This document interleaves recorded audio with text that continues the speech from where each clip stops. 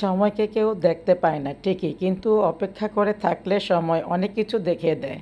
সুপ্রিয় দর্শক, আমন্ত্রণ জানাচ্ছি নতুন একটি ব্লগে। সকাল হতেই চা আর নাস্তা, হালকা পাতলা নাস্তা নিয়েছি আজকে, আর সাথে চা। চা ছাড়া তো সকালটাই শুরু হয় না। সকাল শুরু হয় একটা চায়ের মাধ্যমে, খুব চাঙ্গা হয়ে যায়। চাটা খেয়ে চলে এসেছি কিচেনে।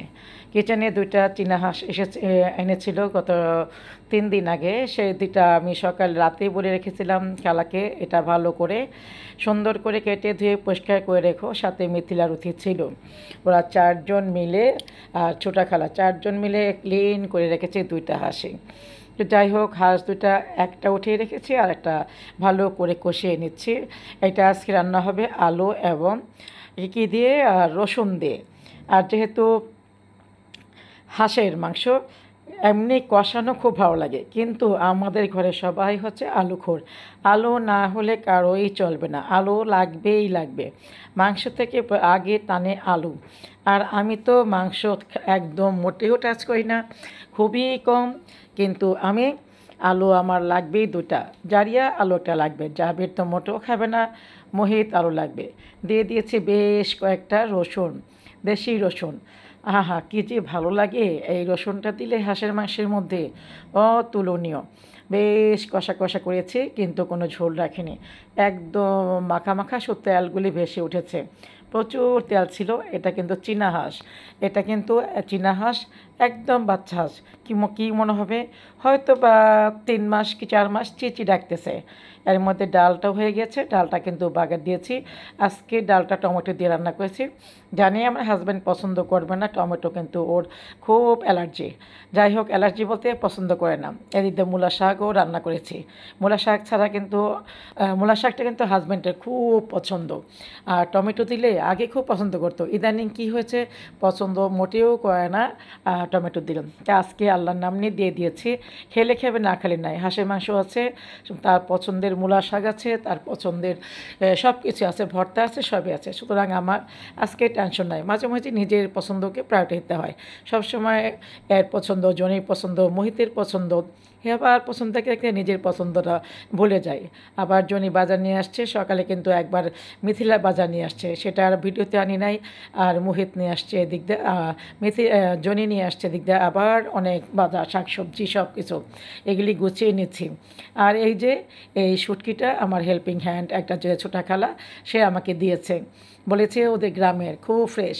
কিন্তু দেখি ভর্তাটা নিজের হাতে নিজে সব কিছু করেছি, শুধু পাটায় বাটিয়েছি খালাকে দিয়ে দিয়ে দেখি এত লবণ এটার মধ্যে, কি বলবো। আমি বললাম না, এই সমস্ত এলাকার শুটকি তো কখনো লবণ হয় না, এটা নিশ্চয়ই এটা কক্সবাজারের শুটকি। পরে বলে, খালাম্মা আমি বলতে পারবো না, হতে পারে। তো হতে পারে। তারপর যাই হোক, শুটকি বাকি যে ছিল দিয়েছিল, প্রায় আধা কেজির উপরে দিয়েছিল। আমি বাকিটা, এইটুকু ভর্তা আমরা কেউ খেতে পারি নাই। আমার যে আমাদের ঘরের যে হেল্পিং হ্যান্ড খালা, উনি খেয়ে নিয়েছে, ওনার খুব ভালো লেগেছে। তা যাই হোক, বাকি শুটকিগুলি ওকে বলেছি তুমি এটা ফেরত নিয়ে যাও, এগুলি আমরা খেতে পারবো না। আর তারপরে যে জলপাই এনেছে, জলপাই কিন্তু আচারটা সাথে সাথেই বানিয়ে নিয়েছি। 4টার দিকে পিৎজা অর্ডার করেছে মিথিলা। পিৎজা অর্ডার করছে মিথিলার পিৎজা ও প্রায় প্রতি সপ্তাহেই ও এটা অর্ডার করে। ও প্রতি সপ্তাহে, মানে প্রতি সপ্তাহে 2বার হয়, 3বারে হয়। মানে এখন ওরা কোনো ধরনের কোনো নাস্তা রেডি করতে ওরা একদম রাজি না। ওরা বলে যতক্ষণ নাস্তা রেডি করবো ততক্ষণে আমরা নিয়ে আসবো। নাস্তা রেডি করতো যে পয়সা খরচ যায়, অর্ডার করে আনলো ঠিক একই পয়সা খরচ যায়, এবং বাচ্চারা খুব খাবারটা এনজয় করে। এই যে জারিয়া জাবির দেখেন কীভাবে দুজন জাবির আসছে। আর জারিয়াকে এত আদর কেন করে আমি কিছু বুঝতে পারলাম না। ও এত আদর করে একদম, ও চাইছিল ওটা কাটবে, কিন্তু জারিয়া যে কাটতেছে সেজন্য আস্তেই করে সরে গিয়েছে। একটা লার্জ, একটা মিডিয়াম, দুইটা অর্ডার করেছে। তো যাই হোক, এখান থেকে গরম গরম আমি একটা খেয়ে নিয়েছি। আর টেবিলে বসে কিছু শাক ছিল, আর লাউ শাকটা কিন্তু আমি একা খাই, আমি কাউকে দিই না। পালং শাক ওরা সবাই খায়, মূলা শাকটা আমি খাই, কিন্তু মূলা শাকটা আমার কেমন সুইট করে না, আমার মানে কেমন জানি সমস্যা হয়, বমি বমি ভাব হয়। যেহেতু আমার একটা অপারেশনের পর থেকে এই শাকটা কিন্তু আমি মোটেও খেতে পারি না। আর চেষ্টা করি প্রথম একটু দুটো একটু খাইতে চেষ্টা করি, কিন্তু এই মূলা শাকটা কিন্তু আমার হাজব্যান্ডের অনেক পছন্দ। ইদানিং দেখি জনিমিও তো খাচ্ছে, একটু ফেলে দিত, পানিটা ভাপ দিয়ে ফেলে দিত। ইদানিং একটু দেই, কী বলে, চালের গুঁড়া দেয়, যে পিটুলি করে সেই পিটুলি করি, ওরা বেশ খায়। এই তো পিৎজা খেয়ে আমার পিৎজা খাওয়া শেষ। আমি এখন লাউ শাক বাছতেছি, লাউ শাকটা ক্লিন করে বাছবো। একদিন তো শাক বাছার পরে দেখেছিলাম একটা পোক, সেইটা তো আমি আর খাই নাই। তারপর থেকে লাউ শাক আমি একদম নিজের হাতে বাছি, সবাই খাচ্ছে। এখন নাস্তা টাস্তা খেয়ে আমি যাব এখন একটু গুলশানে। আমার অনেক কিছুই নাই, ডেকোরেশন তো সব ভেঙে ফেলেছে জারিয়া জাবির, কিছু ডেকোরেশন কিনবো। তারপরে আমার সবচেয়ে ইম্পর্টেন্ট জুতার র্যাক চলে আসছে, আমি গুলশানে একদম আমি আর রথি আসছি, সাথে কেউ আসে নাই। এখন দুজন চয়েস করব। আমার একটা ছিল টলি, আমার ছিল কাচের টলি, ওইটা আমি অনেক দাম দিয়ে কিনেছিলাম। যাই হোক, এটা মিথিলার হাতে জিনিসটা ভেঙে গেছে। মিথিলা ক্লিপটা অন না করে ধাক্কা দিয়েছে, আর একদম মাঝখান থেকে 2 খণ্ড। এখন তখনই অবশ্য এটা অনেক দাম দিয়ে কিনেছি, প্রায় 26,000 দিয়ে কিনেছিলাম, কিন্তু ওইটা আর পাওয়া যায় নাই।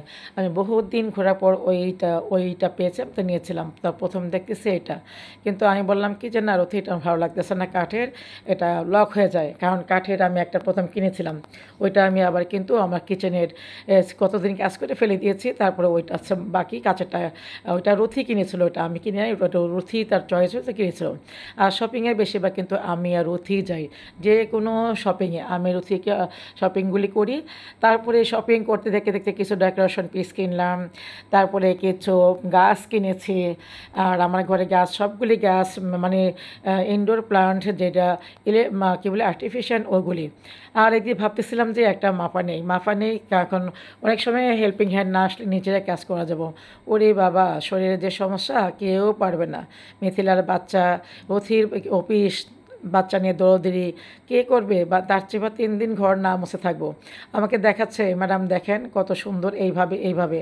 আমি বলি বাবা আমি জানি, এগুলি আমি জানি, অনেক দেখেছি, ইউটিউবে দেখেছি, তারপরে বিভিন্ন ভিডিওতে দেখেছি, এগুলি শিখাস না রে বাবা, এগুলি আমরা সব জানি, আমাকে এগুলি শেখাও না শোনা, মানে আমি এগুলি সব জানি, কিন্তু চয়েস করতেছি কোনটা না যায়।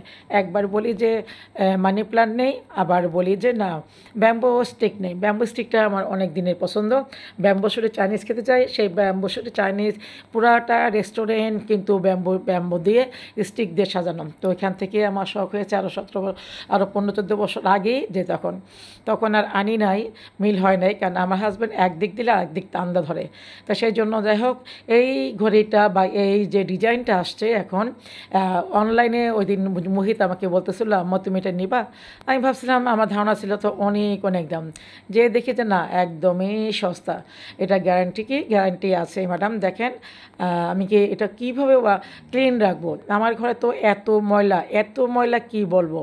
ও বলল দেখেন আমাদের এখানে কত আমরা ঠিক রাখতেছি না, দেখেন আমাদের মাল হয়তো 1 বছরও বিক্রি হবে না, তাহলে আমরা তো ঠিক থাকবে না, শুধু ডাস্টার মারবেন আর কিছু না। যাই হোক, একটা নতুন বুদ্ধি শিখছি, ডাস্টার। এখন থেকে বলতেছে এই যে এগুলি আমার কখনোই ভালো লাগে না, কোনো দিন ভালো লাগে না। এগুলির মধ্যে একটা ছিল, এত ডাস্ট জমে, এটা ক্লিন করতে হলে ব্রাশ লাগে, পানি দিলে আবার ডিসকালার হয়ে যায়, এজন্য এটা আমার কিছুতেই না। তোরথি এটা চয়েস করতেছিল, ওকে বেশ 2-3 দোকান দেখেছে, কিন্তু আমি কিছু বলতেছিলাম না। পরে বললাম যে এটা কেন নিবা, তুমি একটা ক্যান্ডেল স্ট্যান্ড নাও, যেটা দেখতে খুব ভালো লাগে, টেবিলে ভালো লাগবে। আর এটা তো একসময় জং পড়বে বা ডিসকালার হবে, আমার কাছে মনে হলো এটা একদম ওল্ড মডেলে। এটা কিনতে কিন্তু ওই শপের মালিকের সাথে কথা হচ্ছিল, যাবো এটা তো দাম, কিন্তু আপনারা গোল্ড কিনতেছেন না? আমি হ্যাঁ, গোল্ড কেন কিনবো না, হ্যাঁ কিনি, তবে আমার জন্য না, যদি কোথাও গিফটের প্রয়োজন হয়, ছোটোখাটো, একদম ছোটোখাটো 2 আনা 3 আনা, তার উপর তো যায়ই না 4 আনা, তার উপরে একদম যায় না। আর আমি তো মনে করি গোল্ডের দাম বেড়ে গেলে আমি গোল্ড সেল করে দিই। হ্যাঁ, মিথ্যা কথা না, সত্যি কথা, বেশ কয়েকটা গোল্ড আমি সেল করে দিয়েছি। বৃদ্ধ হয়ে গিয়েছি, এখন কিন্তু কোনো গোল্ডের আমার প্রয়োজন একদম নাই। যেহেতু আমি হেজাব পরি, বোখরা পরি, গোল্ড আমি কোথায় পরবো, কিসে পরবো? বড় ঝুমকা, একটা ঝুমকার ওজন 3 ভরি, 3.5 ভরি, 2.5 ভরি, কী করবো এগুলি? তা যে বেশ কিছু আমি আমি সেল করে দিয়েছি। উনি কি বলে উনি বিশ্বাস করতে পারতেছে না যে আপু আপনি কি বলতেছেন, আপনি তাই করেন? আমাকে হ্যাঁ ভাই আমি ঠিক তাই করি, আমি এর বেশি কিছুই করি না। গিফটের জন্য হয়তো বাচ্চাদের জন্মদিন একটা চেন কিনি, হয়তো বা একটা দুই একটা চেন কিনি, অথবা একটা আংটি কিনি, হয়তো বা ছোটো একটা কানের ফুল, একদম ছোটোখাটো, আর বেশি তো চিন্তাই করি না। আর ডায়মন্ড তো আমার মোটেও পছন্দ না। ডায়মন্ড আমি একদম নাকে একটা ফুল হাজব্যান্ড জোর করে পরিয়ে দিয়েছে, তাই মাঝে মধ্যে খুলে রাখি 6 মাসের মধ্যে 3 মাস, আর হয়তো 1 মাস পরি, আর 1 মাস আমি মতি পরি বা অন্য একটা আমার সবুজ কালার ওগুলি পরি। তো যাই হোক, ওনার সাথে অনেকক্ষণ গল্প হয়েছে। উনি বলে দেখেন এত দাম, তারপরে কীভাবে মেয়েরা গোল্ড কিনতেছে। আমি ভাই ঢাকা বাংলাদেশে কি টাকার অভাব আছে? সবার ঘরে টাকার অভাব আছে। আমার বাসার ছোটা খালা যদি বলতে পারে প্রতিদিন সকালে ঘি দিয়ে পরোটা খাই, আর তাহলে আর রিক্সাওয়ালা ভাই যদি বলতে পারে, আমার হাজব্যান্ডের সাথে গল্প করতে পারে যে স্যার প্রতি সপ্তাহে 2বার গরুর মাংস খাই, আপনারা খেতে পারেন না? আপনারা বলেন, আমরা কিন্তু খাই, আমাদের কিন্তু অনেক ইনকাম হয় রিক্সা চালায়া। তাহলে ওনাদের সাথে আমরা পারবো না আমার মনে হয়। ওরা ঘি দিয়ে পরোটা খায় সকালবেলা, আর সপ্তাহে 3 থেকে 4 দিন কাচ্চি কিনে খায়। তাহলে আমরা তো 3 থেকে 4 দিন আমরা কাচ্চি কিনে খেতে পারি না, আমরা তো হিসাব করে খেতে হয়, তাই না? আর তাহলে ওরা যদি কাচ্চি খায়, তাহলে ওরা ভাবে আমরা কি খাই, আমরা মনে তার চেয়েও বেশি। বললাম আমি না রে বাবা, তুমি তো দেখো আমরা যখন কাচ্চি খাই বা গরুর মাংস খাই, হ্যাঁ একটা মাংসের আইটেম থাকে প্রতিদিন, একটা মাছ থাকে প্রতিদিনই একটা মাছ, একটা মাংস, ডাল, সবজি, 7-8 রকমের সবজি আমার ঘরে লাগে 2 বেলা, দুপুরে রাতে মিলে। তো যাই হোক, এই গল্প করতে করতে কিন্তু আমি বেশ 2-3টা ডেকোরেশন দোকান থেকে কিনে নিয়েছি। আর ওই ভাইয়াটার সাথে তো বেশ শপের মালিক, বিশাল পয়সার মালিক আমার মনে হচ্ছিল। উনি আমার সাথে মানে আশ্চর্য হয়ে গেল। দেন তাছাড়াও আনন্দ জুয়েলার্সের একটা অ্যাড দেয় আমার সাথে, ফেসবুকে অ্যাড আছে। ওই আপুটা আমাকে আমার থেকে অনেক জুনিয়র আমাকে সবসময় মেসেজ দেয়, সবসময় সাথে মেসেঞ্জারে কথা বলে, সবসময় আমাকে হোয়াটসঅ্যাপে কথা বলে। আনন্দ জুয়েলার্সের মালিকের ছেলের বউ হতে পারে, অথবা মেয়ে হতে পারে, বা মা, ভালো আমার সাথে খুব কথা বলে, সবসময় ইংলিশে টক করে। আমি তো আমার সাথে ইংলিশ টক করে, এবং আমার পেজে প্রতিদিন একবার না একবার আসবেই। তো যাই হোক, এখান থেকে কিন্তু টুকটাক কেনাকাটা শেষ। আমার কি বলে জুতার এক পছন্দ হয়েছে, এখন আমি আর দাম মিলাতে পারতেছি না, আমার জায়গা হবে কি না সেটা পারতেছি না। আমার হাজব্যান্ডকে কল করলাম যে তুমি কোথায়? আমাকে গুলশানে, ওকে আমি আসতেছি 10 মিনিটের মধ্যে। তো ওকে 10 মিনিট আসতে তো সময় লাগবে 20 মিনিট। উপরে চলে আসছি, উপরে এসে 2টা কফি নিয়েছে। এরই মধ্যে হাজব্যান্ড চলে এসেছে, দৌড়ে চলে গেলাম নিচে যেয়ে আমি জুতার র্যাকটা হাজব্যান্ডকে দেখালাম, পছন্দ হলো, র্যাকটা বুকিং দিয়ে ভ্যানে উঠিয়ে দিয়ে চলে আসছি। নিচে এসে একটা শ্যাম্পু কিনে গাড়িতে উঠে গেলাম। এখান থেকে বেশ কিছু ক্লিপ কিনেছি জারিয়ার জন্য। আর গাড়িটা ভরে গেল আমার ব্যাম্বো স্টিকে, তারপরে হচ্ছে ডেকোরেশন পিস, এটা সেটা, গাড়িটা ফুল ভরে গেল, একদম পুরো ফুলটা ভরে গেল। ভিডিওটা ভালো লাগলে অবশ্যই এটা লাইক দিবেন, একটা ভালো মতো কমেন্ট করবেন, আর আজকে আমার ভিডিও কেমন হয়েছে অবশ্যই এই যে কমেন্টের মাধ্যমে জানাবেন। আল্লাহ হাফেজ, দেখা হবে পরবর্তী ভিডিওতে। আর গাছে ভর্তি।